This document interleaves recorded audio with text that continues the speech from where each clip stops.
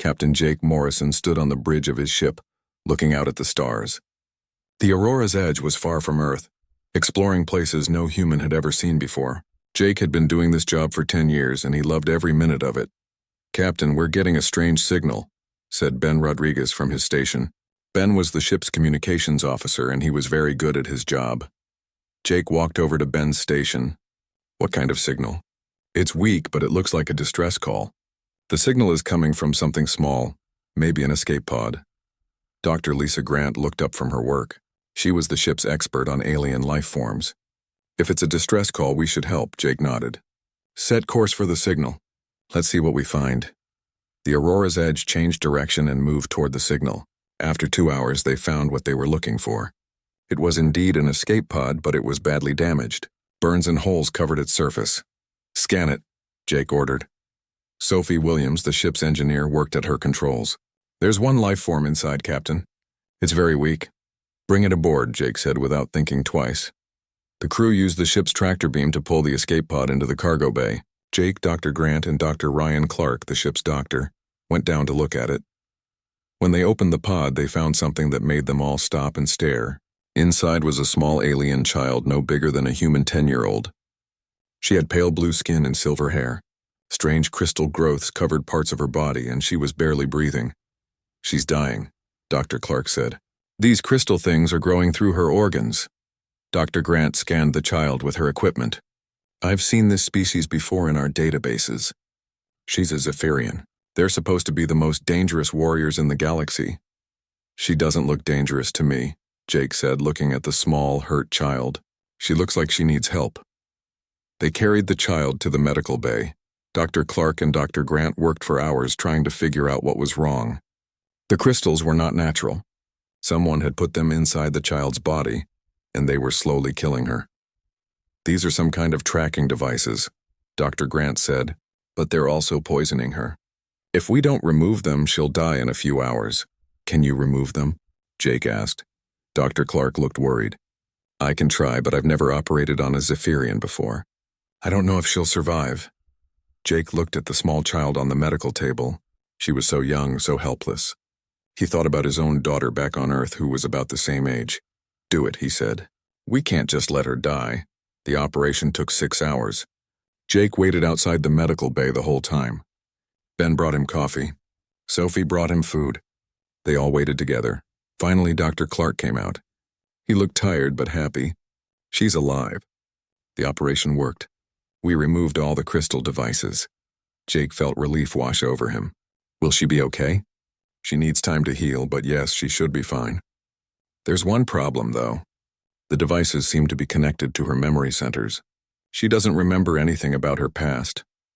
Jake went into the medical bay to see the child. She was awake now, looking around with big, scared eyes. When she saw Jake, she tried to hide under the blanket. "It's okay," Jake said softly. "You're safe now. No one will hurt you." The child looked at him for a long time. Then she spoke in a voice so quiet he could barely hear her. "Where am I?" "You're on my ship. We found you in space and brought you here to help you." "What happened to me?" Jake sat down next to her bed. "We don't know. You were hurt, but you're getting better now." The child was quiet for a moment. Then she asked, "What's your name?" "I'm Jake. What's your name?" She thought hard, but then shook her head. "I don't remember." Jake felt his heart break a little. This small child had no memory of who she was or where she came from. She was completely alone in the universe. "That's okay," he said. "You don't have to remember right now. You need to get better first." Over the next few days, Jake visited the child often. She was healing quickly, faster than any human would. Dr. Grant said this was normal for Zephyrians. They were very strong, even as children. The child was smart too. She learned English words very fast. Ben taught her numbers. Sophie showed her how simple machines worked. Dr. Grant told her about different planets and stars. But it was Jake she seemed to trust the most. When she had nightmares, which happened often, she would only calm down when Jake came to sit with her. One day, Jake brought her some food and found her looking out the window at the stars. "Do you think my family's out there somewhere?" she asked. Jake didn't know what to say. He had been wondering the same thing. Someone had tried to kill this child by putting those devices in her body. Were they her family? Or were they enemies? "I don't know," he said honestly. But I promise you, you're safe here with us. She looked at him with those big eyes. Can I stay with you? Jake felt something change in his heart at that moment. Yes, he said. You can stay as long as you want. What should I call you? Jake thought about it. He thought about his own daughter, who called him Daddy. He thought about how this little alien child had no one else in the world. You can call me whatever feels right to you. She was quiet for a moment. Then she smiled for the first time since they had found her. Can I call you Papa Jake? Jake felt tears in his eyes. I would like that very much. And that was how Captain Jake Morrison became the father of a Zephyrian princess, though he wouldn't know about the princess part for a long time yet. 2 years had passed since Jake and his crew found the little Zephyrian girl. They had decided to call her Hope, because Jake said she gave them all hope for a better future. Hope had grown taller and stronger, but she was still the same sweet child who called Jake Papa Jake. Hope was nothing like the scary Zephyrian warriors they had read about in their books. Yes, she was stronger and faster than any human, but she used her strength to help people. When Sophie needed help fixing heavy parts of the ship, Hope was always there. When Dr. Clark needed to move medical equipment, Hope did it with a smile. But what amazed everyone the most was how smart Hope was. Dr. Amy Foster, the ship's science officer, had become Hope's teacher.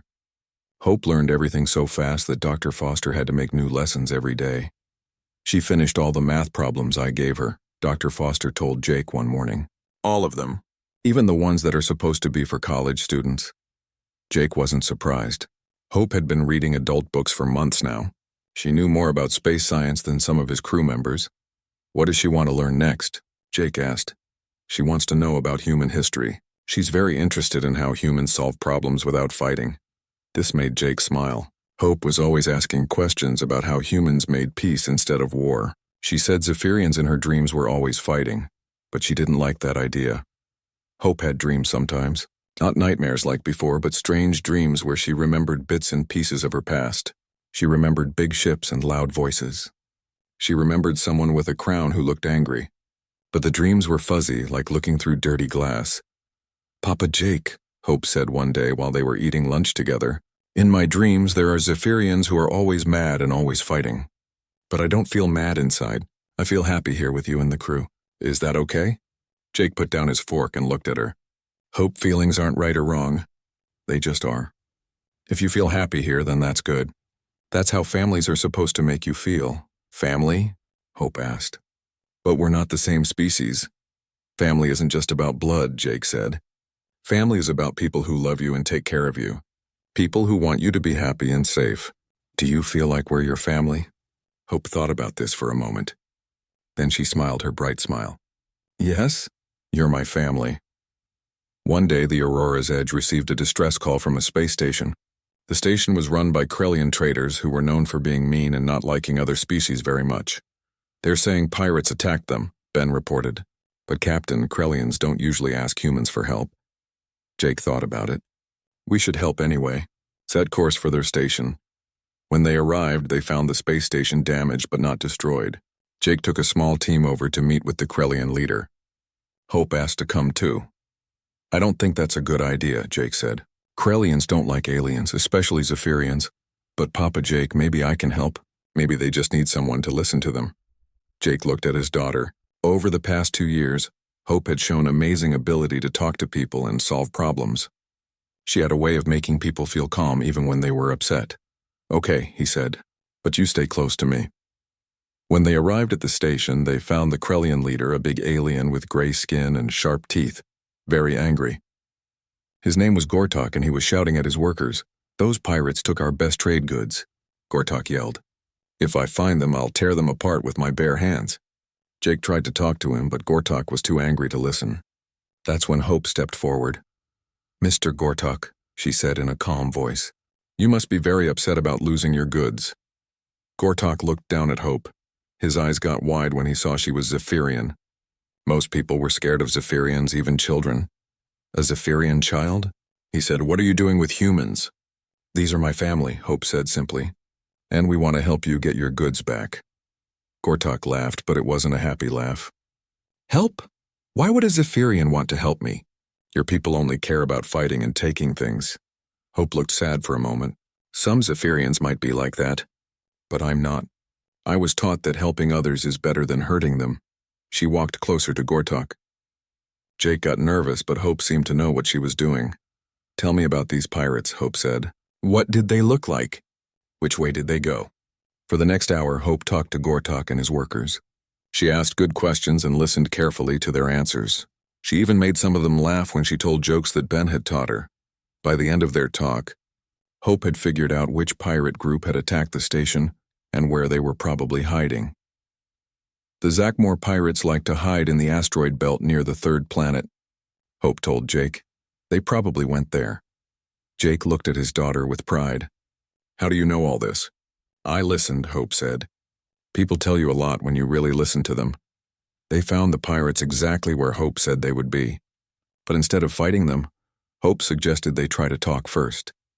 Pirates are usually just poor people who think they have no other choice, she said. Maybe we can find a better way. Jake was amazed when Hope's idea worked. The pirates agreed to give back the stolen goods in exchange for help finding honest work. Gortok was so impressed that he offered to give the pirates jobs at his station. I've never seen anything like it, Gortok told Jake before they left. That child of yours, she's special. She has the strength of a Zephyrian, but the wisdom of, well, something much better. On the way back to their ship, Jake put his hand on Hope's shoulder. I'm proud of you today. Thanks, Papa Jake. I'm proud to be your daughter. That night, Jake sat in his captain's chair thinking about what had happened. Hope was growing up to be something amazing. She was strong like a Zephyrian, but kind like the best humans. She could fight if she had to, but she always chose to solve problems with words instead. Jake had no idea that soon Hope's past would catch up with them. He had no idea that her real mother was looking for her, and he had no idea that their peaceful life was about to change forever. But for now, Jake was just happy to be the father of the most special girl in the galaxy, even if she was blue and had silver hair and could lift things that weighed as much as a small car. Hope was his daughter, and he was her Papa Jake, and that was all that mattered. The alarm on the Aurora's edge was screaming. Jake ran to the bridge, still putting on his uniform. It was early morning, ship time, and something was very wrong. What's happening? Jake asked as he reached his captain's chair. Ben looked scared. Captain, we're getting a distress call from New Haven Colony. They say they're under attack. New Haven was a small human colony on the edge of space. They grew food and sent it to other human worlds. They had no weapons and no army. Who's attacking them? Jake asked. Sophie checked her sensors. Captain, you're not going to believe this. It's a Zephyrian battle fleet. 20 ships, maybe more. And they have a huge ship with them, bigger than anything in our books. Jake felt his blood turn cold.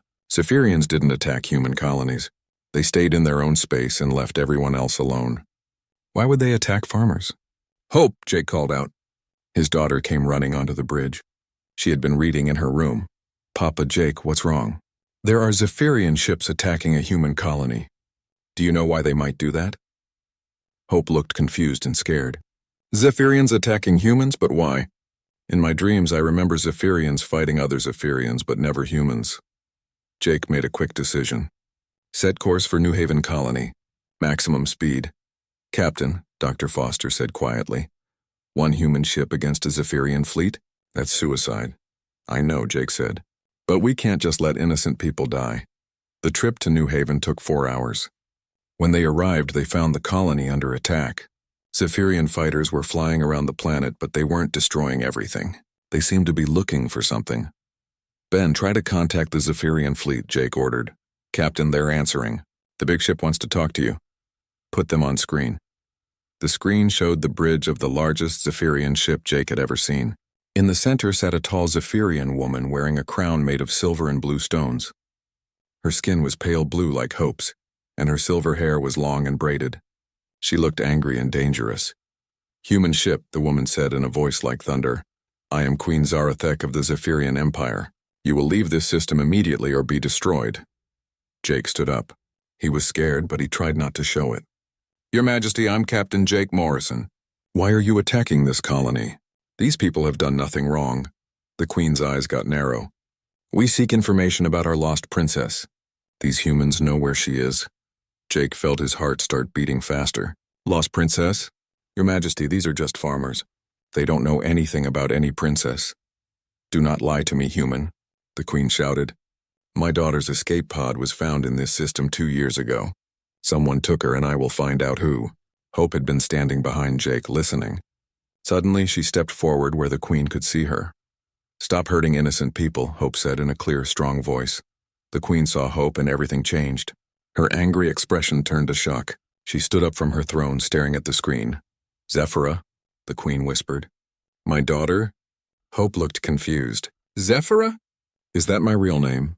The Queen was shaking now. Yes, you are Princess Zephyra, heir to the Zephyrian Empire. My child, what have these humans done to you? They saved my life, Hope said simply. They found me dying and made me better. They became my family. The Queen's shock turned to rage again. Lies, humans don't save Zephyrians. They kidnap them and make them slaves. That's not true, Hope said, her voice getting louder. Papa Jake and his crew love me. They taught me and cared for me. They never hurt me or made me do anything I didn't want to do. Papa Jake, the Queen repeated. She looked at Jake like she wanted to kill him. Human, what have you done to my daughter's mind? Jake stepped forward. Your Majesty, we found your daughter almost dead. Someone had put poison devices in her body. We removed them and saved her life. We've raised her with love and kindness, you lie, the Queen screamed. I'm coming aboard your ship right now. If you have hurt one hair on my daughter's head, I will destroy you and everything you care about. The screen went black. Jake turned to his crew. She's coming over. Everyone be ready, but don't do anything to make her more angry. Papa Jake, Hope said, I remember her now. She's my mother from my dreams. But in my dreams, she was always shouting and angry. I was scared of her. Don't worry, Jake said. I won't let anyone hurt you. Not even your birth mother. 20 minutes later, Queen Zarathek came aboard the Aurora's Edge with 4 guards. They were all huge and covered in armor and weapons. The Queen herself was 7 feet tall and looked like she could break Jake in half with her bare hands. When she saw Hope standing next to Jake, she stopped walking. My daughter, she said softly. You're alive. You're really alive. Hope looked at her mother. Yes, I'm alive. Papa Jake and Dr. Clark saved me. The Queen's face got angry again. Don't call him that. He is not your father. I am your mother. You belong with me. But I don't want to go with you, Hope said. I'm happy here. This is my home. The Queen looked like someone had hit her. What? But you're a princess. You have a duty to your people. What people? Hope asked. You mean the people who were shooting at innocent farmers today? I don't want to be part of that. Jake watched the Queen's face change. First anger, then confusion, then something that might have been hurt. You don't understand, the Queen said. I've been looking for you for 2 years. I thought you were dead. I thought the humans had killed you. Well, I'm not dead, Hope said. And humans didn't kill me. Someone else put those poison things in my body. Papa Jake's doctors took them out and saved my life. Dr. Clark stepped forward. Your Majesty, if I may show you something. He held up a small device. This is one of the trackers we removed from your daughter. It was killing her slowly. Someone wanted her dead, but it wasn't us. The Queen took the device and looked at it. Jake saw her face change again. This is Zephyrian technology, she said quietly. But it's illegal. Only someone in the royal court would have access to this. Mama, Hope said. It was the first time she had called the Queen Mama. Someone in your own court tried to kill me. But Papa Jake's family saved me. They didn't have to, but they did. And they've been taking care of me ever since. The Queen looked at Jake. You really saved her life? Yes, Jake said. And I'd do it again. She's my daughter now, no matter what her blood says. The Queen stared at him for a long moment. My daughter calls you father. Yes, she does. And you call her daughter. Yes, I do. The Queen looked back at Hope. Are you happy with these humans? Hope smiled. Yes, Mama, very happy. They love me and I love them.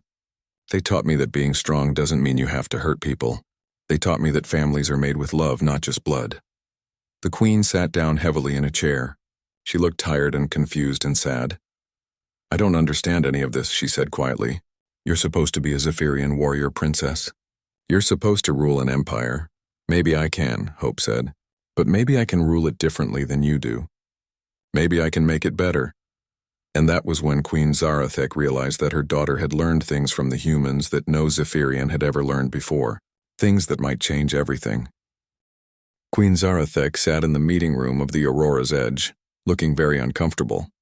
She had never been on a human ship before, and everything was smaller than she was used to. Jake sat across from her with Hope between them. The rest of the crew stood around the room, ready to help if needed. "Tell me about these poison devices," the Queen said to Dr. Clark. "Show me everything." Dr. Clark put several small crystal devices on the table. "These were growing inside your daughter's organs. They were designed to look like medical implants, but they were actually tracking devices that leaked poison into her system." The Queen picked up one of the devices. Her hands were shaking. "I know this technology. It's made by my own scientists. But it's supposed to be used only for tracking criminals." "Someone in your court wanted Hope dead," Dr. Grant said. "These devices would have killed her slowly, making it look like a natural illness." The Queen's face got very dark. Who would dare try to kill my daughter?" "Mama," Hope said gently, "can you think of anyone who didn't want me to become the next ruler?" The Queen thought for a moment. "My advisor, General Krutek, always said you were too soft to rule, and Chancellor Vexnor thought we should choose a different heir. But to try to murder you?" She shook her head. "I can't believe it." Jake leaned forward. "Your Majesty, what happened the day Hope's escape pod was found?" "You were on a training mission," the Queen said to Hope. "You were supposed to learn about space combat. But your ship sent a distress signal saying pirates had attacked. When we got there, we found your ship destroyed and your escape pod damaged. We thought you were dead," Hope frowned. "I remember some of that now. There were no pirates. The people on my ship, they turned against me. They said I was too weak to be a princess. They put me in the escape pod and launched it. Then they put those poison things in my body." The Queen stood up so fast her chair fell over. "What, my own guards betrayed you?" "They said someone important told them to do it," Hope said. "Someone who thought the Empire needed a stronger leader." The Queen was pacing now, her face red with anger.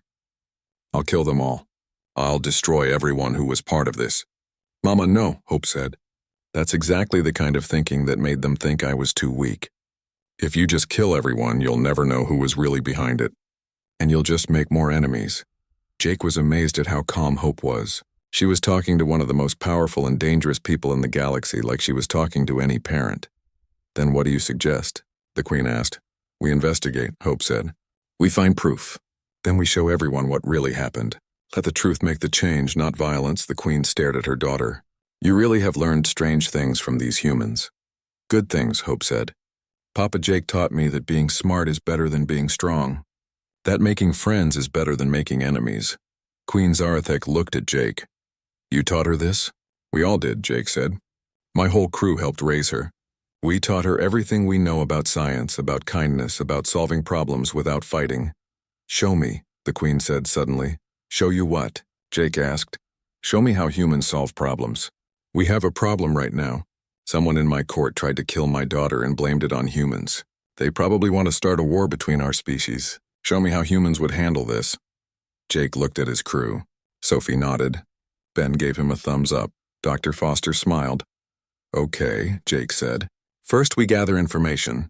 Ben, can you contact the colony below and ask them to forgive the attack? Tell them it was a misunderstanding." "Already done, Captain," Ben said. "They're just happy the shooting stopped." "Good.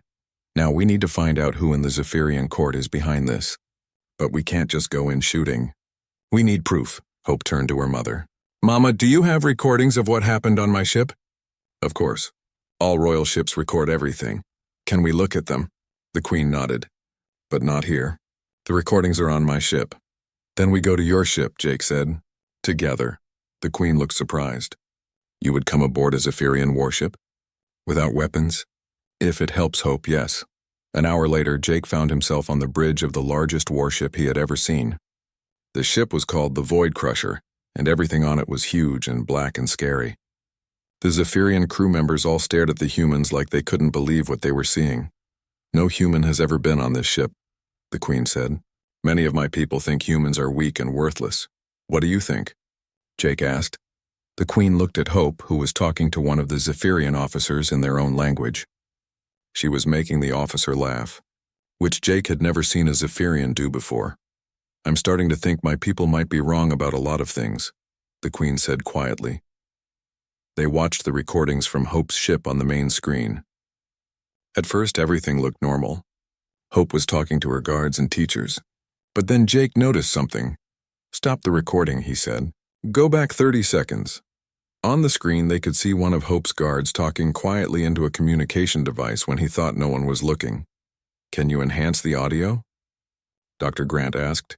They enhanced it. The guard was saying, "The princess is alone now. Beginning final phase of the plan." The Queen's face got very pale.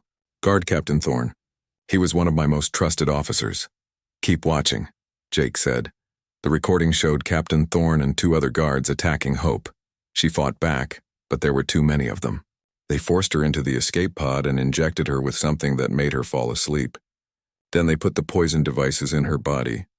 "The recording device captures one more thing," Sophie said. She had been working with the Zephyrian technicians. "Look at this." On the screen, they could see Captain Thorne talking to someone on a private communication channel. The person on the other end was wearing a hood, but when he moved, they could see part of his face. "Chancellor Vexnor," the Queen whispered. "I trusted him." "There's more," the Zephyrian technician said. "We have records of Chancellor Vexnor meeting with General Krutek several times before the princess's mission."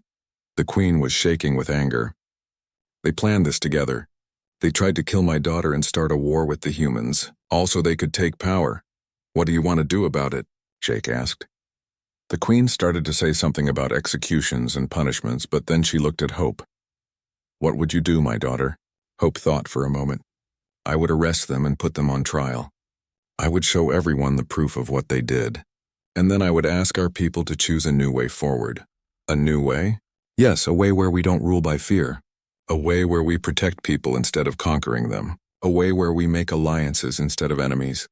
The Queen was quiet for a long time. Finally she said, "And you learned this from the humans?" "I learned it from my family," Hope said, looking at Jake and his crew.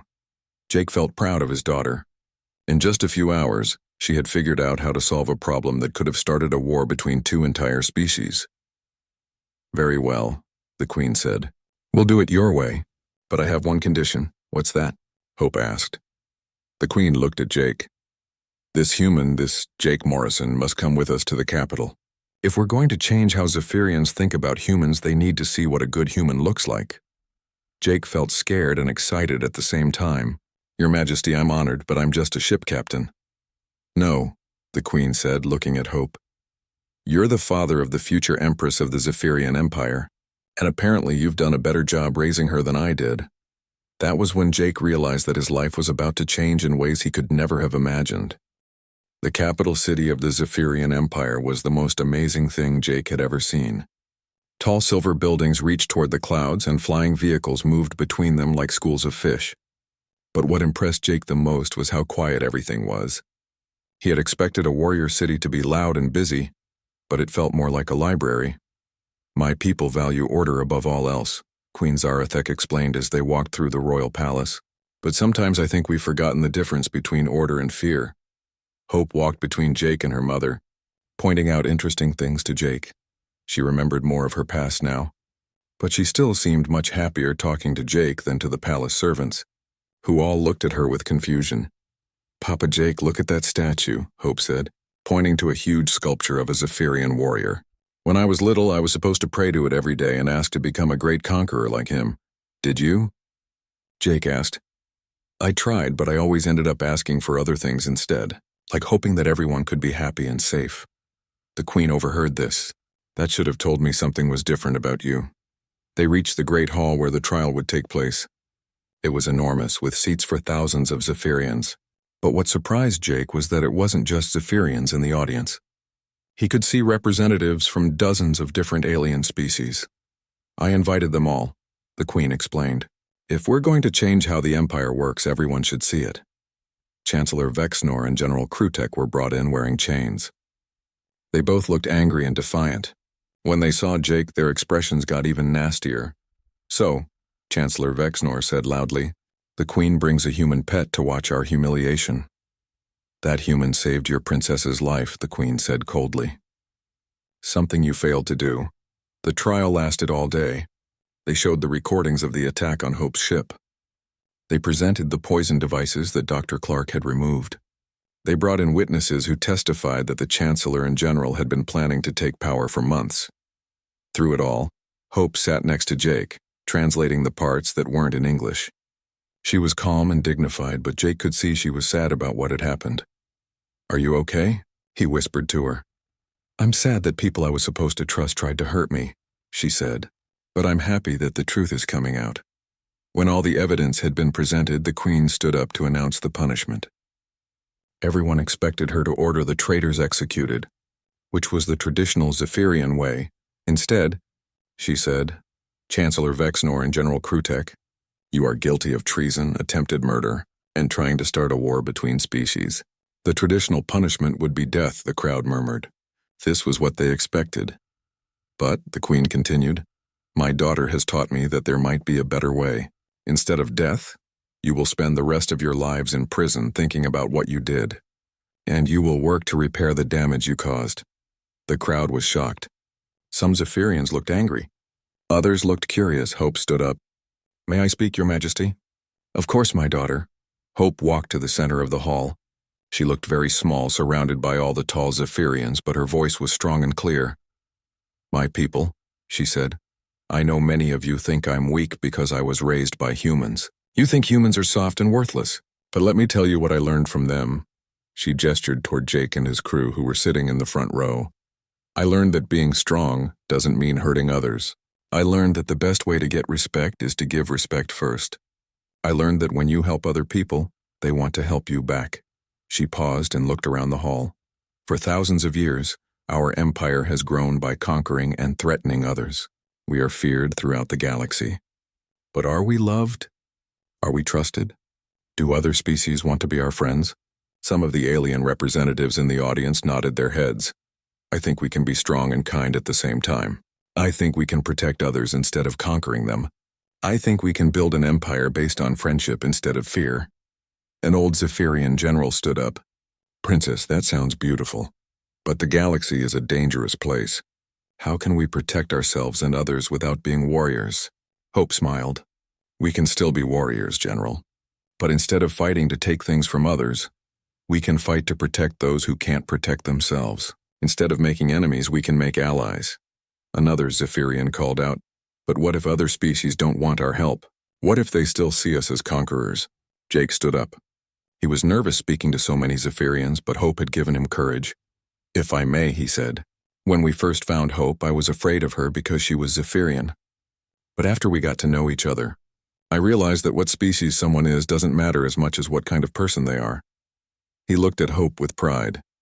"Your princess is the bravest, smartest, kindest person I know. If the rest of the Zephyrian Empire is anything like her, then I think a lot of species would be happy to be your friends." The Queen stepped forward. "There is one more thing I need to announce." She looked at Jake. "Captain Jake Morrison, you saved my daughter's life when you didn't have to. You raised her with love and wisdom when you could have just dropped her off somewhere. You taught her things that I, with all my power and knowledge, couldn't teach her." Jake felt nervous about where this was going. "Therefore," the Queen continued, "I officially adopt you as my daughter's father and as a prince of the Zephyrian Empire." The crowd gasped. Jake's jaw dropped. Hope started crying happy tears. "But Your Majesty," Jake said, "I'm just a human ship captain." "No," the Queen said, "you're the man who raised the future Empress of the Zephyrian Empire, and you did a better job than I could have done." 6 months later, Jake stood on the bridge of a new kind of ship. It was bigger than the Aurora's Edge, but smaller than the Void Crusher. Most importantly, it had both human and Zephyrian crew members working side by side. The ship was called the New Hope, named after his daughter. Its mission was to explore the galaxy and help anyone who needed help, regardless of their species. Hope, now wearing a uniform that combined human and Zephyrian styles, walked onto the bridge. "Papa Jake, we're getting a distress call from the Rigel system. A small planet is being attacked by space pirates." "Set course for Rigel," Jake ordered. "Maximum speed." As the ship jumped into hyperspace, Jake thought about how much his life had changed. He was no longer just an explorer. He was now a bridge between species, helping to build a better galaxy. Hope came to stand next to him. "Papa Jake, do you ever regret finding me that day?" Jake looked at his daughter, who had grown into a wise and beautiful young woman. She was still blue with silver hair, and she was still stronger than any human, But she was also still the same sweet child who had called him Papa Jake on a damaged starship. "Never," he said. "Finding you was the best thing that ever happened to me. Even though it means you're a prince now and have to wear fancy clothes to royal dinners?" Jake laughed. "Even then," Hope smiled. "Good, because I have some ideas about what we should do next." "Oh no," Jake said, pretending to be worried. "When you have ideas, they usually involve changing the entire galaxy." "Well," Hope said with a grin, "we've already changed how two species think about each other. How hard could it be to help a few more?" Jake looked out at the stars rushing past their ship and realized she was probably right. After all, they had already proven that sometimes the smallest acts of kindness could change everything. The Aurora's Edge had been just one ship exploring the galaxy. But the New Hope, with its mixed crew and its mission of peace, was the beginning of something much bigger. It was the start of a new kind of empire, built not on conquest but on friendship, and it had all started because one human captain had decided to save one alien child. As they raced toward their next mission, Jake couldn't help but smile. Being the father of a Zephyrian princess was certainly not what he had planned when he became a ship captain. But then again, the best things in life usually weren't planned. They were gifts that came from choosing to do the right thing, even when it was scary or difficult. And Jake Morrison, prince of the Zephyrian Empire and father to the most remarkable young woman in the galaxy, wouldn't change a single moment of it.